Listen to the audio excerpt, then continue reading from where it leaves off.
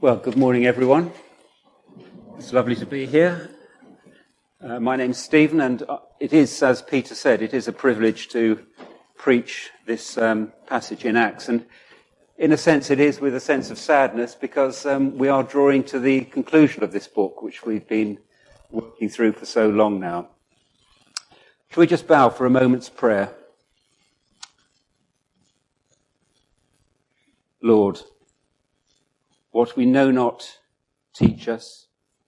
What we are not, make us. And what we have not, give us. For Jesus' sake, Amen. Well, now is the time of the year when holiday advertisements are everywhere. They're on the TV, they're on the newspapers, they're on billboards. They're enticing us to get away for that well-earned break. So as I begin this sermon, I feel that on behalf of the Hope Community Church leadership, I want to apologise for those of you who have just booked a cruise or are contemplating a sailing holiday, or even if you just have to take the ferry to get across to France. The leadership should have been more sensitive in their choice of passage this morning. But I have fond memories of a great sailing holiday in the Ionian Sea, just west of Greece, which must have been 20 years plus ago. There were 8 of us in the party. 7 of us knew absolutely nothing about sailing, but we managed to secure a bareboat charter from the port of Lefkas. That's our boat there. And the bareboat means we didn't have a crew. There was no professional skipper, no experienced crew to help us out. We had total responsibility for that whacking great 56-foot yacht. Ironically, she was called Foolish Pleasure, very apt. Now, these days, it just wouldn't happen. For a bareboat charter, you have to produce your international sailing license before they'll speak to you. Now, when I first read the passage this morning, I thought, boy, we would have done well to have read chapter 27 before setting sail from Lefkas on that holiday. Not because of the potential risks and hazards from sailing, but because there's so much nautical information and terminology and navigational information in this passage that we could have learned a thing or two.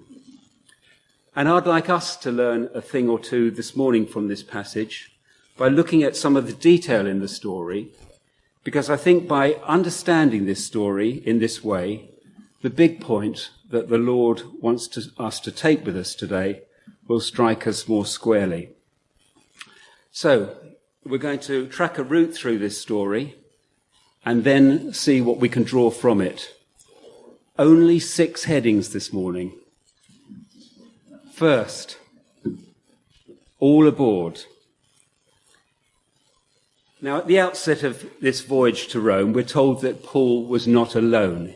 Verse 2, he was accompanied by Aristarchus. Who is Aristarchus? He's a close friend of Paul. He was converted during Paul's ministry in Thessalonica, and now he's aboard as Paul's servant. And this explains why he was permitted to accompany Paul. Prisoners were not given 3 square meals a day in custody. They weren't provided with any food for the voyage. They needed to have their own supplies. And also when Paul gets to Rome and is put in custody, he'll need a friend like Aristarchus to get him the food he needs each day. And so that's probably why he's along. There's at least one other person accompanying Paul. You'll notice verse 2 says, we put to sea. And this is none other than the author of Acts, Dr. Luke. He's been a consistent friend to Paul each step of the way. And like Aristarchus, he was with Paul until his death. So, Paul has 2 friends travelling with him as his servants. And Paul and a crowd of other prisoners are down at the large harbour area in Caesarea, where the voyage, it is thought, commences. all under the custody of a centurion called Julius. and he is responsible for getting them all to Rome. The cry goes out, all aboard, and Luke says, we put to sea. And verse 3, the next day we put in at Sidon. And Julius treated Paul kindly and gave him leave to go to his friends and be cared for. Now Luke draws our attention to Julius's kindness in allowing Paul to visit his friends whilst the ship docks. But what's interesting is that Paul had never been to Sidon, and yet he had friends there, Christians. So the irony, if that's the right word, is that the Christian community in Sidon most likely came about as Christians fled persecution after the stoning of Stephen. And do you remember who was holding the coats of those who were stoning Stephen? Saul. He was at the very forefront of persecuting the new Christians and driving them out of Jerusalem. But now he's Paul the Christian on the receiving end of Christian kindness from those he once persecuted. God moves in a mysterious way his wonders to perform. Well, the voyage continues, verse 4, and putting out to sea from where we sailed under the lee of Cyprus, because the winds were against us. And when we had sailed across the open sea, along the coast of Cilicia and Pamphylia, we came to Myra in Lycia. Now he says we sailed under the lee of Cyprus. I can tell you for free that I had no idea what that meant on my sailing trip, but I do now. To sail under the lee means to sail under the shelter of the protected side of the island. In this case, it was Cyprus, and they're going to do the same thing as they sail past Crete, sailing on the side of the island away from the wind. It would be along the south coast in Crete. And one of the striking aspects of this whole chapter, as I alluded to earlier, is the navigational information. So much so that the commentators believe Luke must have kept a daily log of the ship's progress. So, from all aboard, we move to all change. The ship docks at Myra, and verse 6 tells us that the centurion found a ship bound for Italy. So it's all change as the prisoners transferred ship. It's a ship of Alexandria. This would have been a cargo ship carrying grain from Egypt, the breadbasket, to Rome. The ships were large. They carried up to 600 people, and we'll see later that this particular ship was carrying 276 people on board. And it was on ships like this that condemned criminals were loaded and transported from the outlying provinces of the empire and taken to Rome to feed the gladiator sports that were so popular at this time. From Myra, Luke tells us that things start to become more difficult. Verse 7 says, they sailed slowly for a number of days. The wind is against them. They travel under the lee of Crete and eventually settle at a port on the south of the island called Fair Havens. Now, the name Fair Havens sounds like a rather lovely Butlins holiday resort, don't you think? But I happen to agree with Paul. If I had to stay somewhere for the winter, a place called Fair Havens on the beautiful island of Crete sounds a pretty good option. But they're concerned that it's not suitable for winter, and so they're planning to move on. The problem was that so much time had been lost on the voyage that it was now October. And we know this due to the reference to the fast for the Day of Atonement, which takes place in October. You really wanted to stop sea travel mid-September because from then on the seas got progressively more dangerous. But despite the higher risk, the captain and the ship's owner want to move on the 40 or so miles up the coast along Crete to Phoenix. They think it's a better place to spend the winter. Paul thinks it will be a mistake. He says, verse 10, "Sirs, I perceive the voyage will be with injury and much loss, not only of the cargo in the ship, but also of our lives." So there's a sort of debate on board the ship. Between the ship's owner, the captain, and Paul. Paul says, "Don't go, stay in Fair Havens," but the others are pressing to move on to Phoenix, and the centurion leans with the ship's owner and the captain. So the majority wins, and they make a run for Phoenix. So, from all aboard when they set off, they switched ships, and it was all change, and now they make a run for Phoenix, and it's all over. All over. That's what we read in verse 20. All hope of our being saved was at last abandoned. It seemed all right as they set off from Fairhaven. The gentle south wind enabled them to sail close to the shore. It appeared that the majority vote had been right.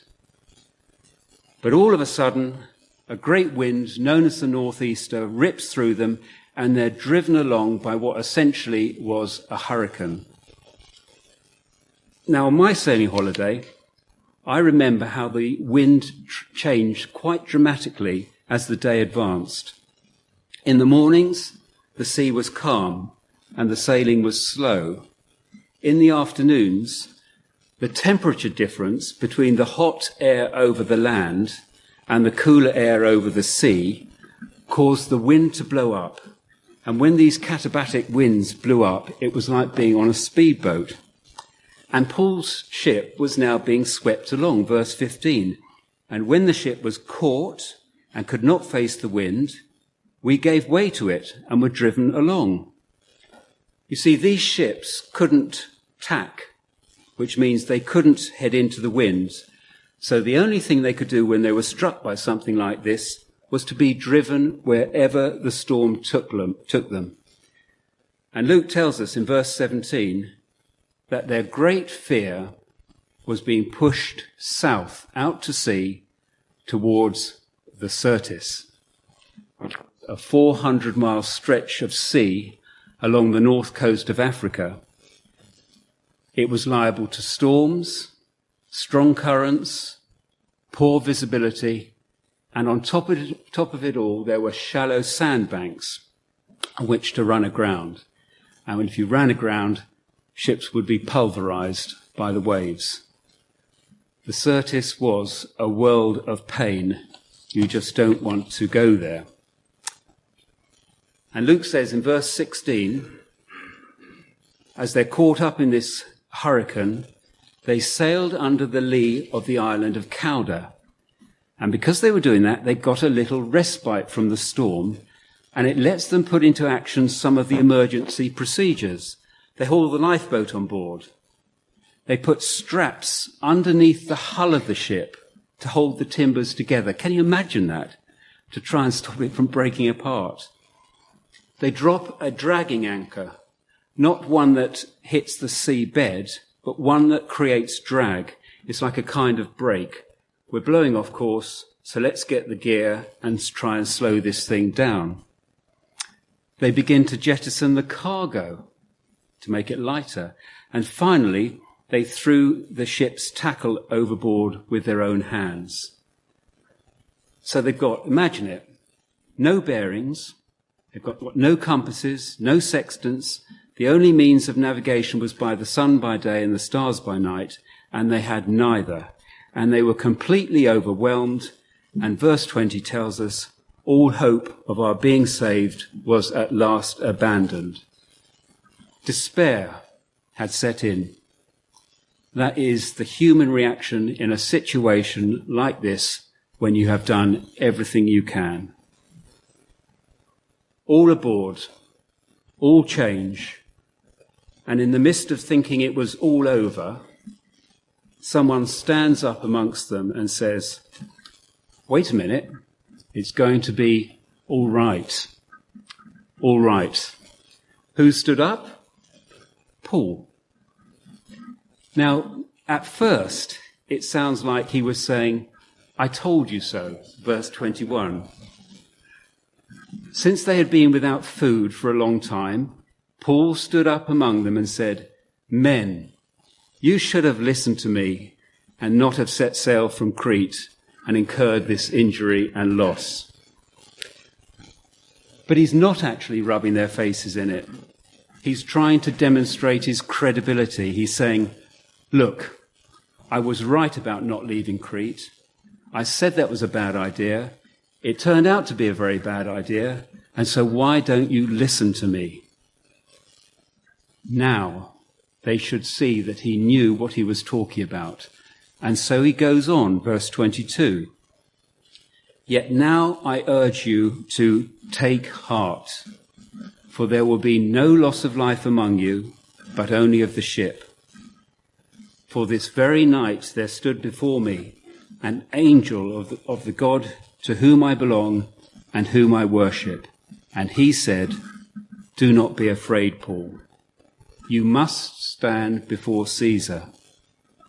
And behold, God has granted you all those who sail with you.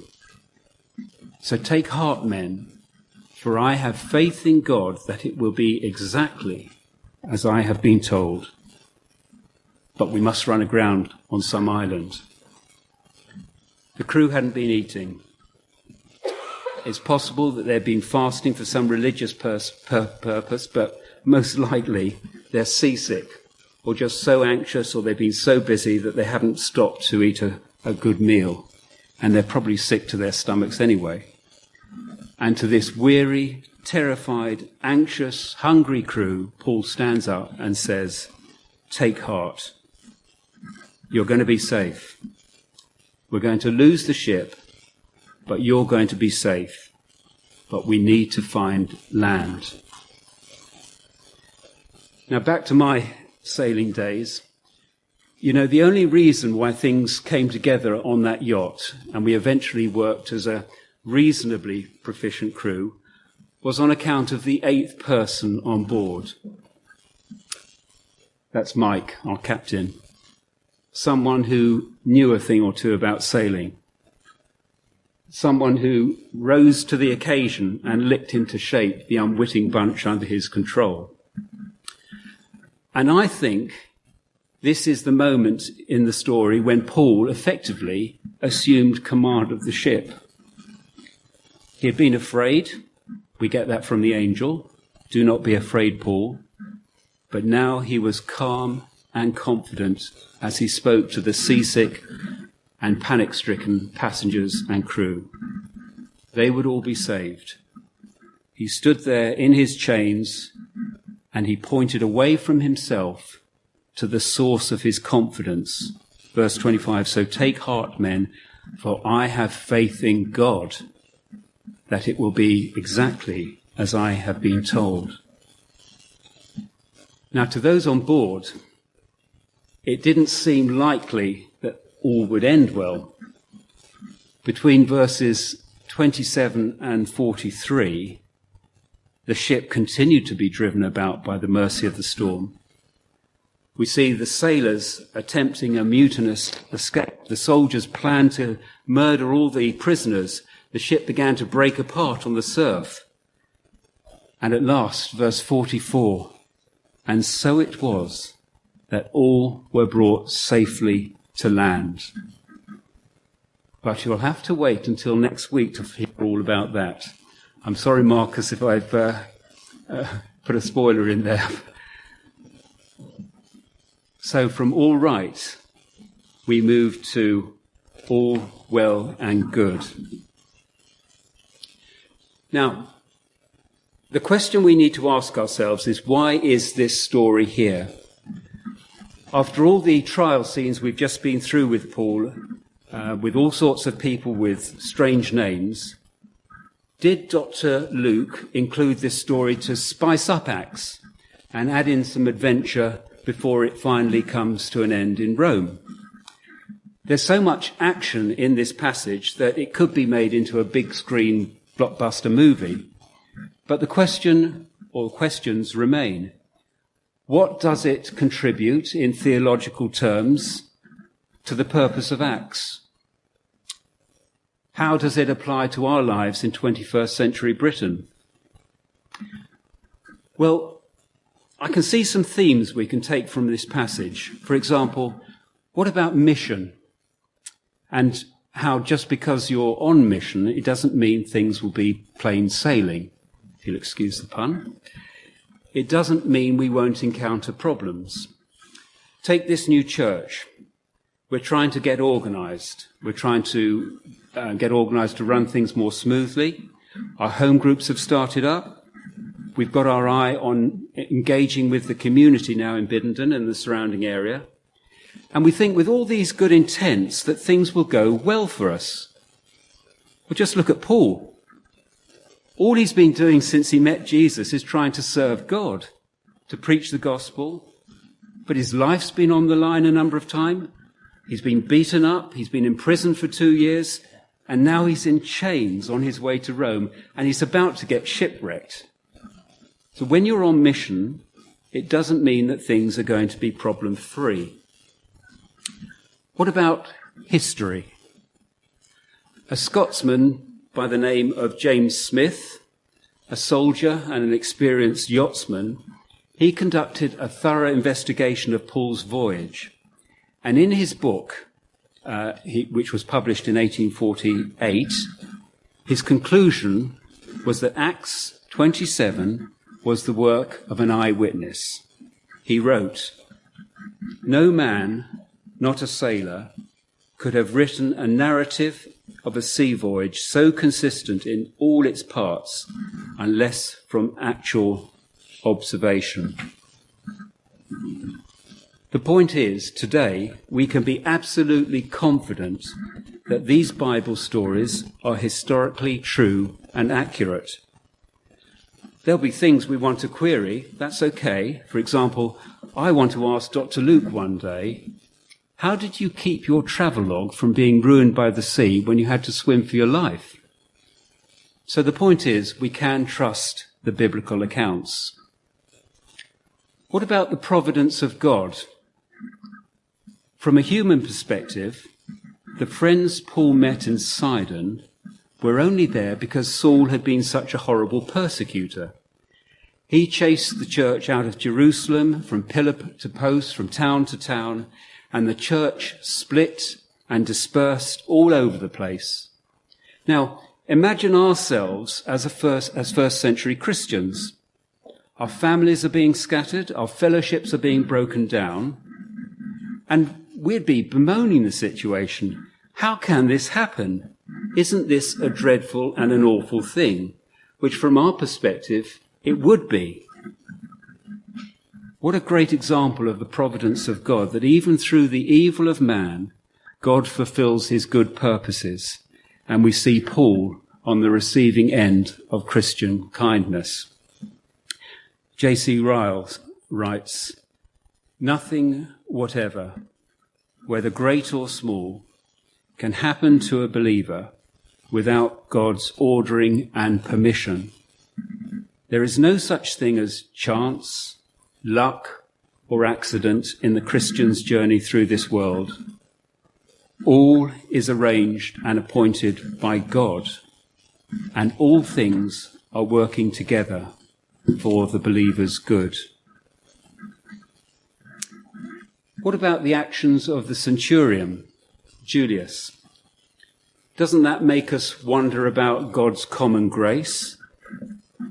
Julius wasn't a Christian, but he was kind to Paul at Sidon. And at the end of the chapter, he stopped the soldiers carrying out a mass slaughter of the prisoners, and so he saved Paul's life. And there's something here that makes me think about when Abraham appealed to God to spare Sodom and Gomorrah because some who were righteous might be there. There were at least 3 righteous people on board that ship: Paul, Aristarchus, and Luke. Perhaps there were others. And Luke tells us clearly God spared everyone on that ship on account of Paul. Now, I found this chapter a challenge as I prepared today because it is largely narrative. Some would argue that's what this passage is, purely narrative, just an interesting story.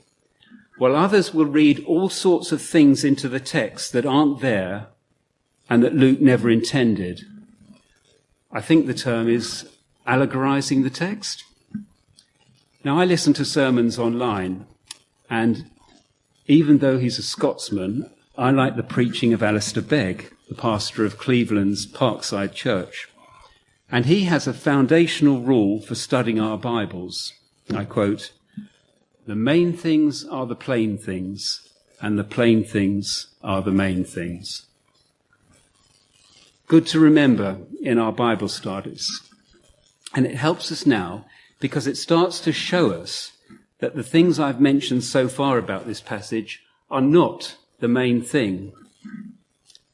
So I don't blame, well, I can see you looking at me. I don't blame you if you're looking at me and saying, "Stephen, you've been preaching for 5 minutes now. That's all well and good. But after that time, what is the main point?" Well, point 6, once and for all. Look again at verse 44, the last sentence. "In this way, everyone reached land safely." The main point of the whole story, with all the detail and with all the drama, is to show us that they arrived safely on land. But why? Why is it so important to show us that they all reached land safely? Because God promised that they would. That is absolutely the main point of the passage. It was way back in chapter 19 that Paul first said, "I must visit Rome also." Then in chapter 23, he said, "The Lord stood near Paul and said, 'Take courage. As you have testified about me in Jerusalem, so you must testify in Rome.'" God promised Paul he was going to get to Rome. And we've just read in our passage, "Last night, an angel of the God to whom I belong and to whom I serve stood beside me and said, 'Do not be afraid, Paul. You must stand trial before Caesar. And God has graciously given you the lives of all who sail with you.'" God promised that everyone on board would be saved. In the middle of that terrible storm, when everything seemed lost, at that moment of greatest despair, God promised they'd all be safe. And as Paul put it, not one of you will lose a single hair from his head.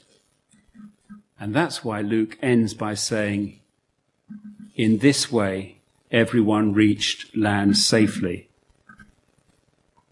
Luke is showing us God is faithful to his word. Come hell or high water, literally, Paul was going to make it to Rome. Do you remember what Peter Mawson said in a sermon a few weeks ago? He qualified it by saying it reverently. He said that God would rather die than break a promise he had made. Our God is absolutely faithful, 100% faithful 100% of the time. That is his nature. He can be nothing but faithful. And some of you will be going through it right now.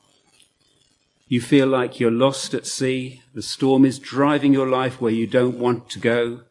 It's mayhem. And you floated into this service this morning, and you're listening to this sermon, and you're saying to yourself, "Stephen, you're allegorizing the text." And I would say, no. The point of the text is that in the turbulence and in the uncertainty of life, God has a plan, and he knows exactly what he's doing.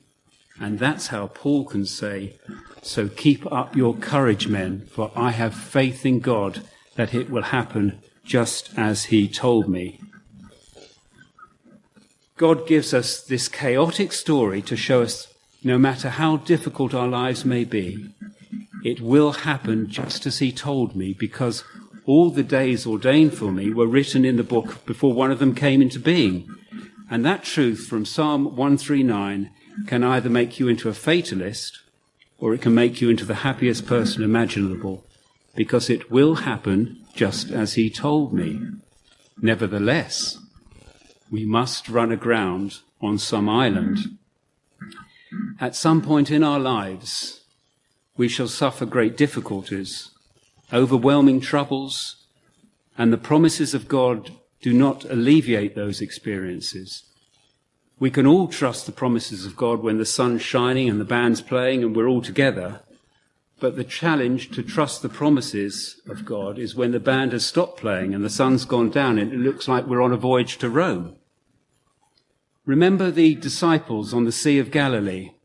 When Jesus was asleep in the stern, a storm blew up, and they go back to him and they wake him and they say, "Teacher, don't you care if we drown?" And he got up and he rebuked the wind and said to the waves, "Quiet, be still." Then the wind died down and it was completely calm. And when the emotional and the spiritual and the physical demands on our lives are just so overwhelming, we may be tempted to say, "Lord, don't you care if I drown?" But God is so gracious. Instead of rebuking his disciples who deserve to be rebuked, he rebukes the wind and the waves and says to his disciples, "Why are you so afraid? Do you still have no faith?" Aha, you say. But the difference here is that the promise Paul was given was very specific, that he would get to Rome. I'd feel pretty encouraged if God appeared to me in a dream and gave me some specific promise, but he hasn't. I don't get those sort of promises. But we may not get those sort of promises. But just think back through our story, through Acts, to some of the wonderful promises we haven't been given in our journey. Chapter 2, verse 21, "And everyone who calls on the name of the Lord will be saved." Whatever you've done, however far you've gone, however bad you've been, if you call on the name of the Lord, you will be saved. That's a promise.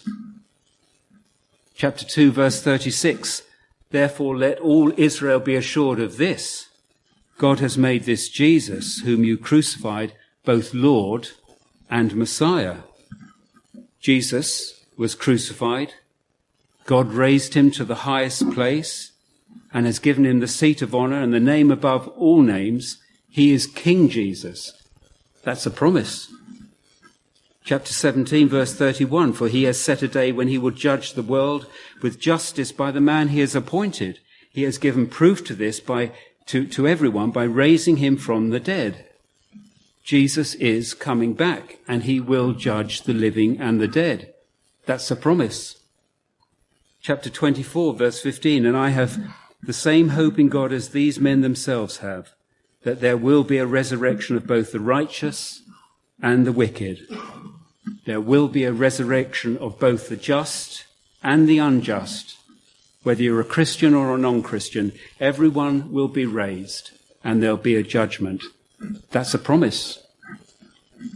Do you believe these promises?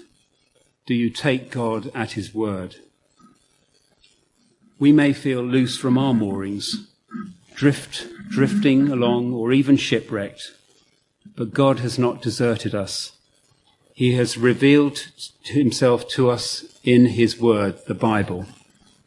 And there we find the promises he has made, and we fight the fight of faith. And it is a fight. It's a fight to find those promises and say, "I don't know how this can be true, but I believe it. I believe that it will be exactly as I have been told." And when we trust God openly, God will use our testimony to speak to all those who need our Saviour, because he alone can deliver us from the storm of God's wrath that will surely come upon the earth one day.